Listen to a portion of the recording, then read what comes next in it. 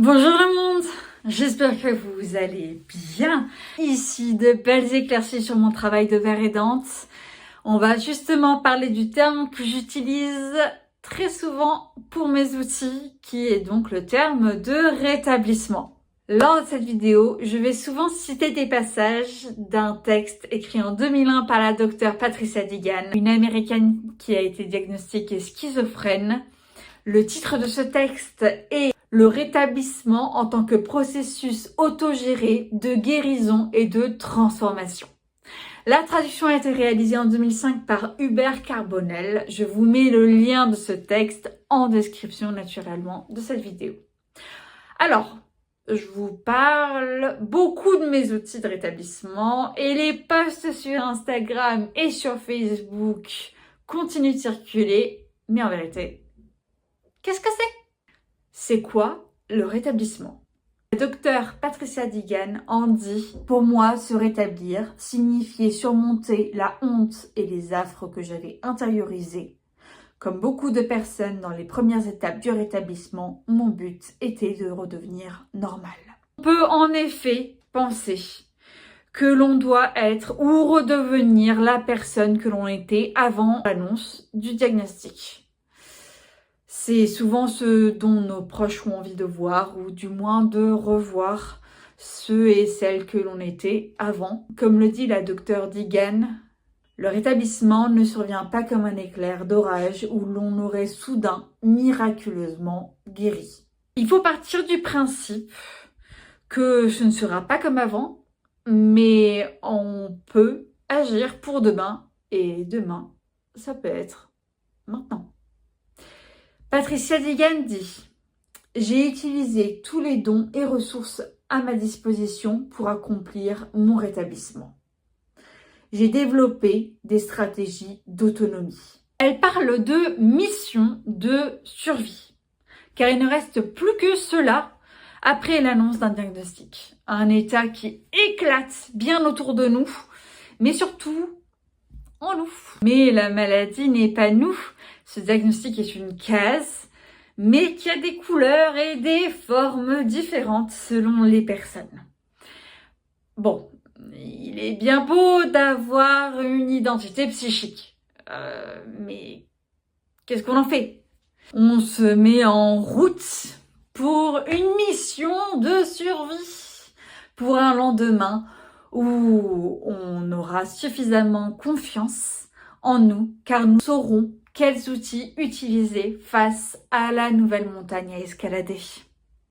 On ne se préoccupera plus, peu à peu, à quelle case on appartient. Mes outils. Alors, mes outils ne sont pas des solutions.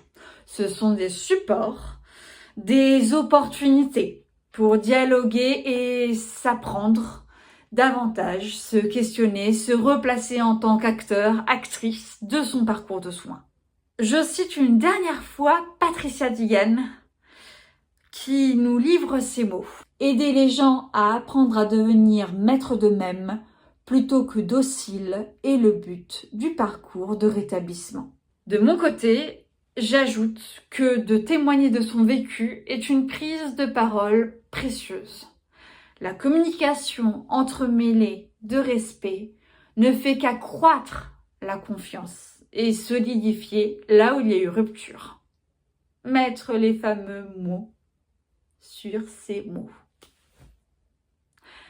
Dans mon outil qui parle du diagnostic, j'admets bien volontiers que j'avais besoin d'une case. Mais en aucun cas, je suis la schizophrénie en personne. Ce n'est pas la schizophrénie qui existe, ce sont les schizophrènes. Et cela vaut pour toutes les maladies psychiques.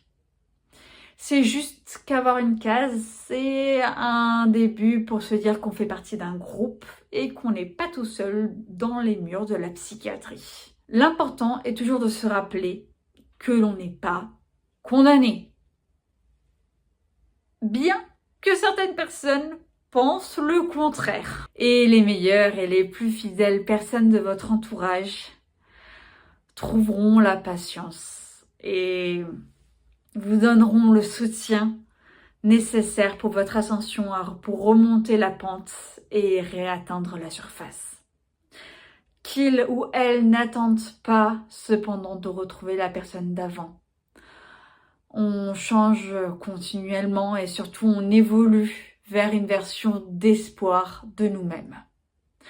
Cependant, je mets en garde que vous ne devez pas penser que désormais rétabli, tout ira bien. Pas forcément.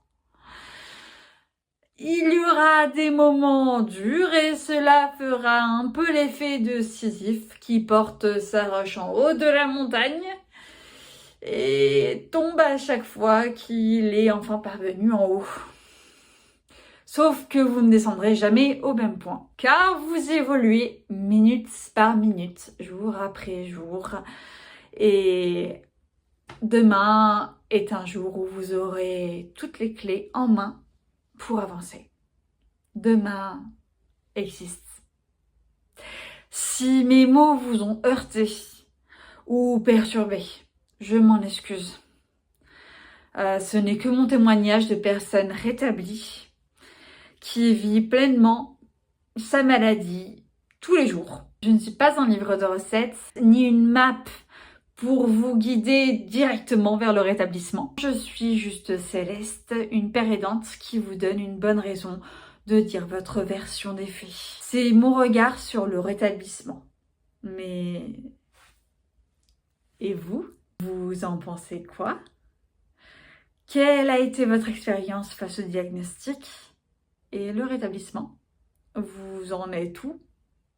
Munissez-vous de vos outils et faites-vous confiance. Vous avez les réponses et au pire, je vous soufflerai les suggestions. N'oubliez pas de vous abonner à la chaîne et mettre un petit j'aime pour me soutenir s'il vous plaît.